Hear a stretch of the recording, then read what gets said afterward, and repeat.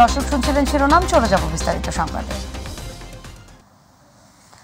অন্তর্বর্তী সরকারের প্রধান উপদেষ্টা ডক্টর মোহাম্মদ ইউনূস বলেছেন, দেশে কখন নির্বাচন হবে তা জনগণ ঠিক করবে। রাষ্ট্র ও বিভিন্ন খাতে প্রয়োজনীয় গুণগত সংস্কারের লক্ষ্যে বর্তমান অরাজনৈতিক সরকার কাজ করে যাবে। সন্ধ্যায় জাতির উদ্দেশ্যে দেয়া ভাষণে তিনি মন্তব্য করেন। এ সময় প্রধান উপদেষ্টা সবাইকে ধৈর্য ধারণের আহ্বান জানিয়ে বলেন, সবাইকে জোর করে দাবি আদায়ের প্রবণতা থেকে বেরিয়ে আসতে হবে। শামস তাবিজ উচ্ছ্বাসের রিপোর্ট। বিসমিল্লাহির রহমানির রহিম। জাতির উদ্দেশ্যে দেয়া ভাষণের শুরুতেই জুলাই-আগস্ট মাসে ফেসিবাদের বিরুদ্ধে ছাত্র জনতার গণঅভ্যুত্থানে নিহত সকলের প্রতি গভীর শ্রদ্ধা জানান প্রধান উপদেষ্টা ডক্টর মোহাম্মদ ইউনূস। ভয়াবহ বন্যায় যারা মৃত্যুবরণ করেছেন, যারা অসুস্থ হয়েছেন তাদের কথা উল্লেখ করে প্রধান উপদেষ্টা দুর্গতদের জীবন স্বাভাবিক করতে সরকারি বেসরকারি উদ্যোগের কথা তুলে ধরেন। বন্যা দুর্গতদের জীবন দ্রুত স্বাভাবিক করার জন্য যাবতীয় উদ্যোগ সরকারি বেসরকারি পর্যায়ে নেবার আয়োজন করেছি। প্রধান উপদেষ্টা ডক্টর মোহাম্মদ ইউনূস বলেন, ফেসিবাদ স্বৈরাচার দেশকে ধ্বংস করেছে। যে বাংলাদেশ আমরা পেয়েছিলাম তা ফেসিবাদ এবং স্বৈরাচারের হাতে ধ্বংস হয়ে গেছে। তিনি বলেন, গণঅভ্যুত্থানে নিহত সকল শহীদ পরিবারকে পুনর্বাসন করা হবে। আহত ছাত্র জনতার ব্যয় বহন করবে সরকার। ন্যায় বিচার নিশ্চিত করতে গণঅভ্যুত্থানের সকল শহীদ পরিবারকে পুনর্বাসন করবে।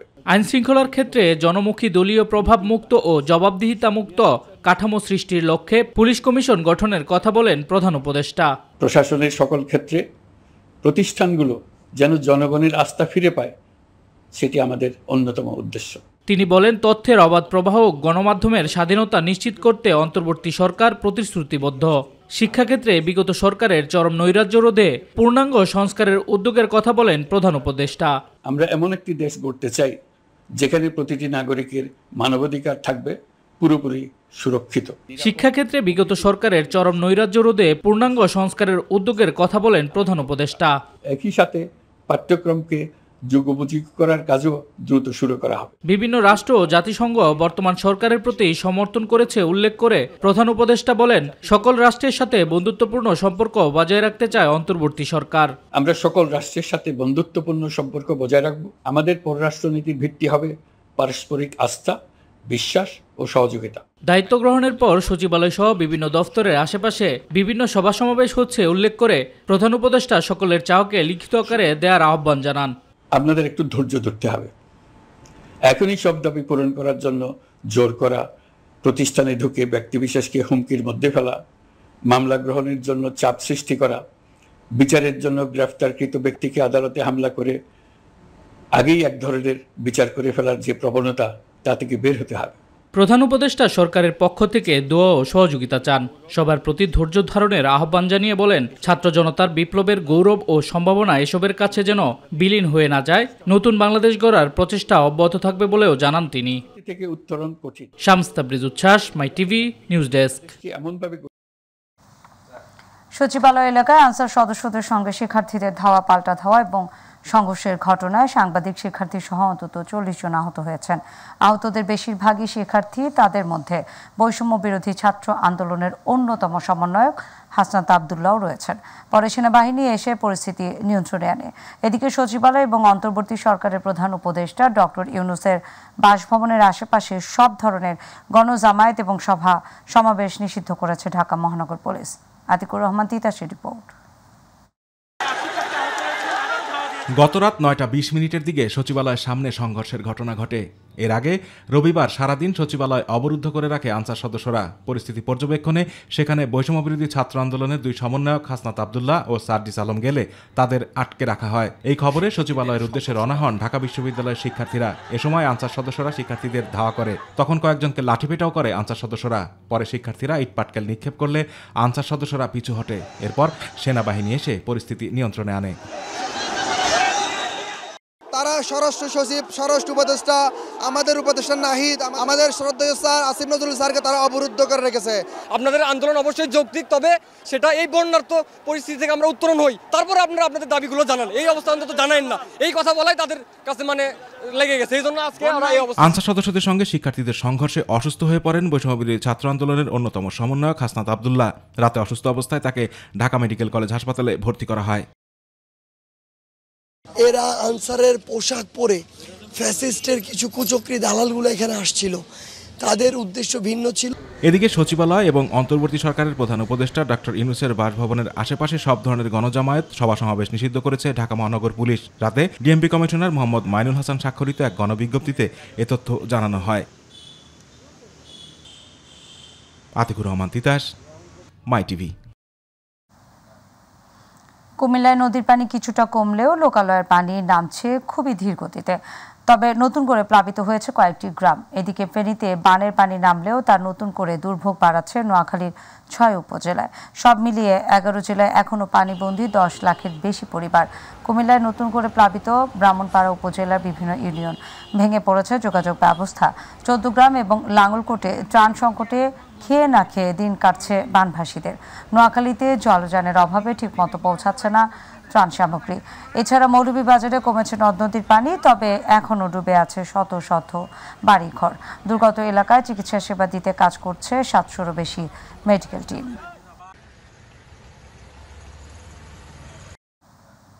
ফায়ার সার্ভিসের ১১টি ইউনিটের চেষ্টার পরও নিয়ন্ত্রণে আনা সম্ভব হয়নি নারায়ণগঞ্জের রূপগঞ্জ উপজেলার গাজী টায়ার কারখানার আগুন। গতরাত 10:30টার দিকে লাগা আগুন এখনও দাউ দাউ করে চলছে। স্থানীয়দের খবরে ঘটনাস্থলে এসে আগুন নেভানোর কাজ শুরু করে fire service. Demra, Kanchpur, Adamjee EPZ এবং কাঞ্চন ফায়ার স্টেশন থেকে একে একে যোগ দেয় ১১টি ইউনিট। অবকাঠামোগত এবং ভেতরে থাকা টায়ার উৎপাদনের দাহ্য পদার্থের কারণে ব্যাপারটি জটিল হয়ে পড়েছে বলে জানায় দমকল কর্মকর্তারা। আগুন পুরোপুরি নিয়ন্ত্রণে আসলে ক্ষয়ক্ষতির পরিমাণ জানা যাবে বলে জানিয়েছে ফায়ার সার্ভিস।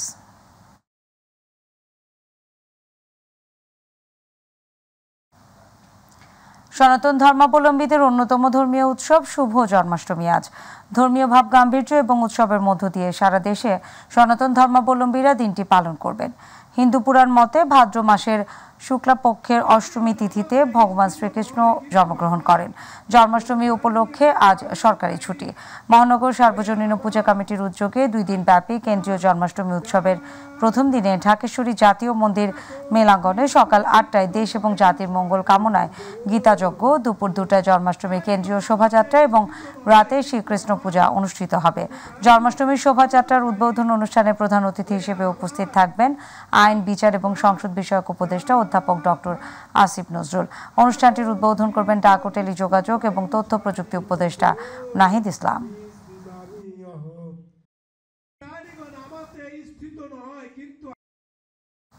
এবার আমাদের কৃষি।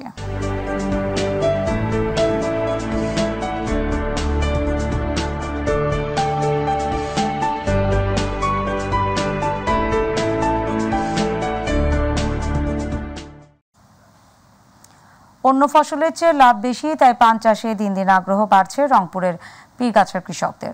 অল্প খরচে লাভ বেশি হওয়ায় ভাগ্যের চাকা ঘুরে হাসি ফুটেছে অনেক কৃষকের মুখে। স্থানীয় চাহিদা মিটিয়ে দেশের বিভিন্ন জায়গায় সরবরাহ করা হয় এই পান। প্রতিনিধি খুরশিদ আলমের রিপোর্ট, জানাচ্ছেন শামস আবিজ উচ্ছ্বাস। রংপুরের পীরগাছা উপজেলার 9টি ইউনিয়নের তাম্বলপুর, ছাওলা, কান্দি, অন্নদানগর এলাকাসহ আশপাশের কয়েকটি গ্রামে দেখা মেলে পানের বরজের এমন চিত্র। নিজেদের মেধা ও পরিশ্রমকে কাজে লাগিয়ে পান চাষে সফলতা পাচ্ছেন কৃষকেরা। এসব গাছ একটানা ফলন দেয় 15 থেকে 20 বছর। রোগবালয় হয় কম।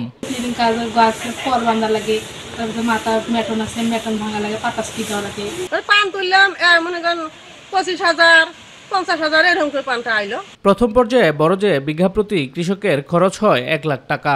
এরপর স্বল্প খরচে প্রতি বছর পান বিক্রি হয় 2 থেকে 2.5 লাখ টাকা। কৃষকরা জানায় সরকারি সহযোগিতা পেলে পান চাষে আরো আগ্রহ বাড়বে কৃষকদের। প্রতি মাসে কমপক্ষে হলেও আমি 3 বার করে পান তুলি বা 4 বার তুলি। প্রতি মাসেই আমার অনেক টাকা রুজি হয়। পানের বরজ প্রায় 3 লাখ টাকার মতো খরচ করি। করার পরে মনে করো আমার আর কি কোনো রকম সংসার চলে। সরকারিভাবে কোনো সাহায্য সহযোগিতা পাওয়া যায় তো আশা করা যায় হয়তো বা আমাদের পাশাপাশি অন্য ভাইয়েরও এমন ধরনের উদ্যোগ নিয়ে লাভবান করার চিন্তাধারা করতে পারে। পান চাষে কৃষকদের পরামর্শ দেওয়ার পাশাপাশি অন্যান্য সহযোগিতা করা হচ্ছে বলে জানান উপজেলা কৃষি কর্মকর্তা। পান চাষী ভাইয়েরা যারা আছেন তারা তাদের যে কোনো পরামর্শ দরকার হলে তারা আমাদের কাছে আসতে পারেন এবং আমাদের প্রত্যেকটা ব্লকে আমাদের উপসহকারী কৃষি কর্মকর্তা রয়েছেন, তাদের কাছে গেলেও তারা পরামর্শ পেয়ে থাকবেন। স্থানীয় চাহিদা মিটিয়ে এখানকার পান সরবরাহ করা হচ্ছে দেশের বিভিন্ন অঞ্চলে। শামস আবিজ উচ্ছ্বাস, মাই টিভি নিউজ ডেস্ক। আজ 26 আগস্ট ফুলবাড়ি ট্র্যাজেডি দিবস। 2006 সালের এই দিনে দিনাজপুরে ফুলবাড়িতে উন্মুক্ত পদ্ধতিতে ফুলবাড়ি কয়লা খনি বাস্তবায়নের প্রতিবাদে গড়ে ওঠে গণ আন্দোলন। গুলিতে প্রাণ হারান 3 যুবক, আহত হয় 300-রও বেশি মানুষ। এরপর থেকে দিনটি ফুলবাড়ি ট্র্যাজেডি দিবস হিসেবে পালন করে আসছে উপজেলায়। গণ আন্দোলনের 17 বছর হলেও পুনর্বাস্তবায়ন হয়নি ফুলবাড়িবাসীর সঙ্গে সম্পাদিত 6 দফা চুক্তি। উল্টো আন্দোলনকারী নেতাদের উপর চেপে বসে আছে এশিয়া এনার্জির দায়ের করা একাধিক মামলা। এ কারণে এলাকাবাসীর মধ্যে ক্ষোভ বিরাজ করছে। ফুলবাড়ি দিবসটি পালনে বিভিন্ন কর্মসূচি নেওয়া হয়েছে।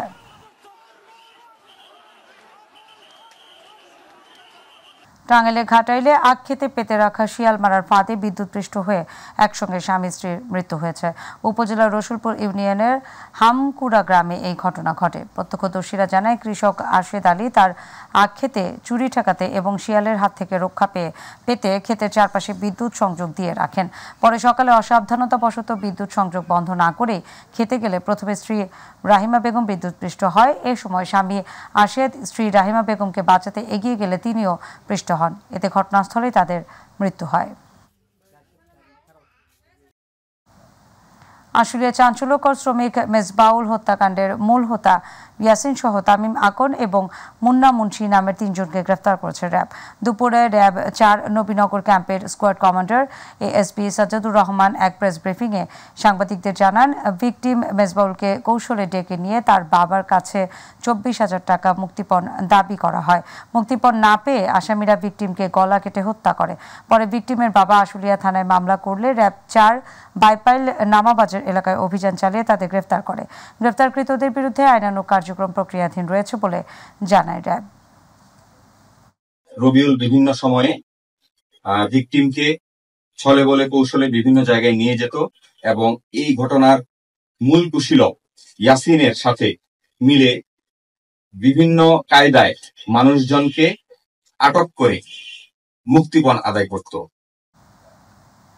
মাদারীপুরের শিবচরে মাদক কিনতে আসা 4 যুবককে জুতা পেটা এবং লাঠি পেটা সহ কান ধরে উঠবসের অভিযোগ উঠেছে।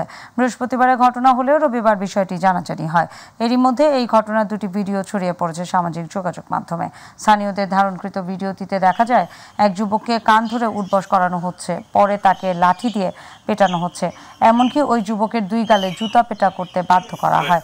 ভুক্তভোগীরা থানায় অভিযোগ দিলে পুলিশ বিষয়টি তদন্ত করে প্রয়োজনীয় ব্যবস্থা গ্রহণ করেন।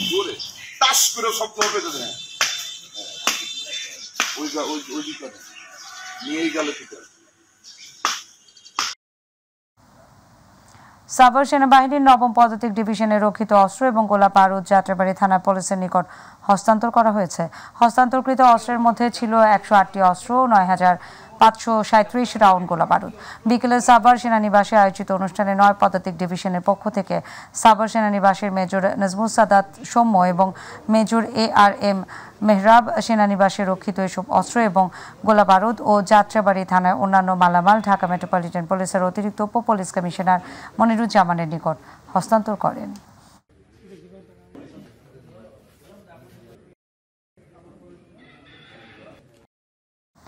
বাংলাদেশ জামায়াত ইসলামীর সেক্রেটারি জেনারেল মিয়া গোলাম পারওয়ার বলেছেন, একটি সুষ্ঠু এবং শান্তিপূর্ণ নির্বাচনের জন্য যতটুকু সময় লাগবে অন্তর্বর্তীকালীন সরকারকে ততটুকু সময় দেওয়া হবে। রাষ্ট্রের রন্ধ্রে রন্ধ্রে ঢুকে থাকা দুর্নীতি দূর করে অবাধ নিরপেক্ষ নির্বাচন দিতে হবে। দিনের ভোট রাতে হওয়ার মতো আর কোনো নির্বাচন বাংলাদেশে হতে দেওয়া হবে না। রবিবার যশোর জেলা পরিষদ মিলনায়তনে যশোর সহ সাংগঠনিক জেলা আয়োজিত ছাত্র আন্দোলনে যশোরের শহীদ পরিবারের সাথে মতবিনিময় সভায় তিনি এসব কথা বলেন।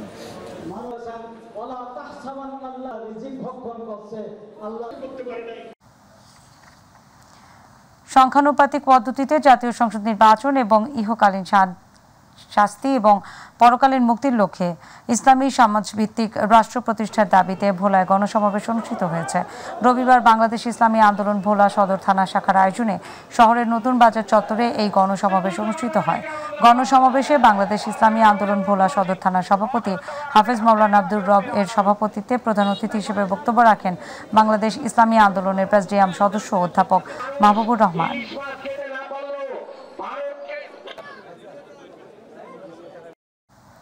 ফরিদপুরের নগরকান্দায় আওয়ামী লীগের দলীয় প্রভাব খাটিয়ে বিদ্যালয় তহবিল থেকে অর্থ আত্মসাৎ, শিক্ষক শিক্ষার্থী এবং অভিভাবকদের সাথে অসদাচরণ সহ নানা অনিয়মে অভিযুক্ত বিলনালিয়া ময়েজউদ্দিন উচ্চ বিদ্যালয়ের প্রধান শিক্ষক শাহজাহান মিয়া শিক্ষার্থীদের তোপের মুখে পদত্যাগ করেছেন। রবিবার উপজেলা নির্বাহী কর্মকর্তা বরাবর নিজ স্বাক্ষরিত পদত্যাগপত্র জমা দেন তিনি।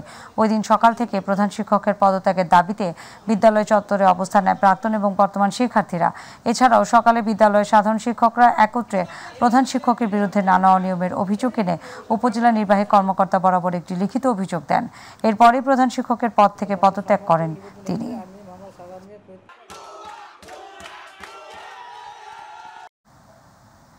জামালপুরের সরিষাবাড়িতে রিয়াজউদ্দিন তালুকদার উচ্চ বিদ্যালয়ের শরীরচর্চা শিক্ষক বদরুল আলম এবং সালমা খাতুন বালিকা উচ্চ বিদ্যালয়ের প্রধান শিক্ষিকা ওয়াজেদা পারভিনের নানা অনিয়ম এবং দুর্নীতির অভিযোগে তাদের পদত্যাগের দাবিতে বৈষম্য বিরোধী ছাত্র আন্দোলনের শিক্ষার্থীরা মানববন্ধন করে। রবিবার মানববন্ধনের আয়োজন করে বৈষম্য বিরোধী আন্দোলনের শিক্ষার্থীরা। পরে পদত্যাগের জন্য তাকে 4 দিনের সময় দেওয়া হয়।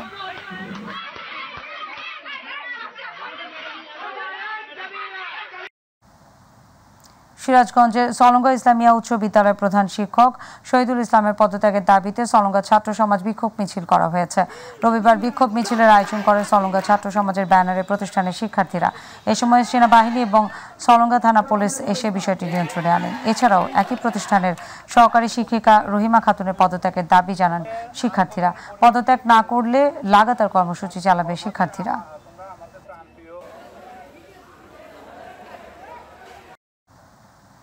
ভোলায় জোয়ারের পানিতে ক্ষতিগ্রস্ত পরিবারকে বিনামূল্যে চিকিৎসা সেবা, ঔষধ এবং ত্রাণ সহায়তা দিয়েছে নৌবাহিনী। গত কয়েকদিন ধরে রাজাপুর ইউনিয়নের 7 গ্রাম সহ অন্তত 15টি গ্রামের বাদের বাইরের অসংখ্য পরিবার জোয়ারের পানির দুর্ভোগ পোহাচ্ছিলেন, যার কারণে রবিবার সদরের রাজাপুর ইউনিয়নের কন্দপুর সরকারি প্রাথমিক বিদ্যালয় মাঠেই ত্রাণ দেওয়া হয়।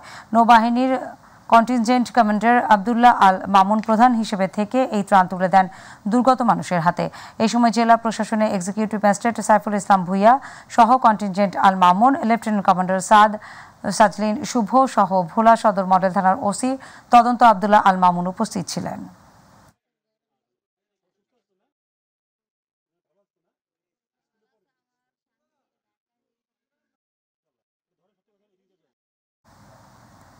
বন্যার্তদের সহায়তায় মাদারীপুরে কালকিনি এবং ডাসার উপজেলার গণত্রাণ সংগ্রহ কর্মসূচি শুরু করেছে শিক্ষার্থীরা। এজন্য কালকিনি সৈয়দ আবুল হোসেন কলেজে একটি বুথ খোলা হয়েছে। সেখান থেকে শিক্ষার্থীরা এলাকা ভিত্তিক ভাগ হয়ে সহায়তার জন্য নগদ অনুদান, ত্রাণ সামগ্রী এবং পোশাক সংগ্রহ করে এই বুথে জমা রাখছে। বন্যা কবলিতদের জন্য বিভিন্ন শ্রেণী পেশার মানুষ যে যার সামর্থ্য অনুযায়ী শিক্ষার্থীদের হাতে সহায়তা তুলে দিচ্ছেন।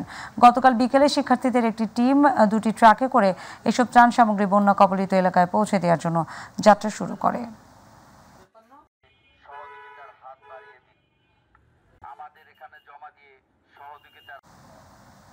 কুষ্টিয়া জেলা বিএনপি সাধারণ সম্পাদক অধ্যক্ষ সোহরাবউদ্দিনের পক্ষ থেকে বৈষম্য বিরোধী ছাত্র আন্দোলনে নিহত ও আহতদের মাঝে নগদ অর্থ প্রদান করা হয়েছে। গতকাল রাতে নতুন সূর্য শিক্ষা নিকেতন বিদ্যালয়ে গত 5 আগস্ট হার্স হরিপুর ইউনিয়নের নিহত বাবুল ফরজি, আশরাফুল এবং বাবুল আলীর পরিবার এবং বেশ কিছু আহতদের মাঝে এসব নগদ অর্থ তুলে দেন অধ্যক্ষ সোহরাবউদ্দিনের ছোট ভাই শিহাবউদ্দিন।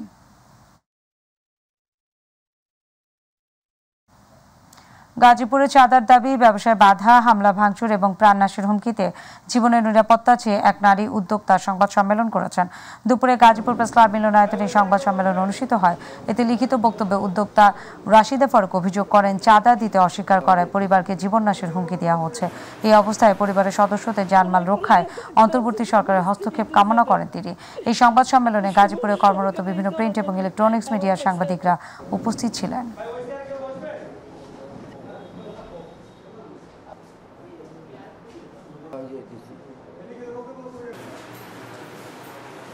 পলাই থাকতে আছি স্বামী স্ত্রী দুইজনে।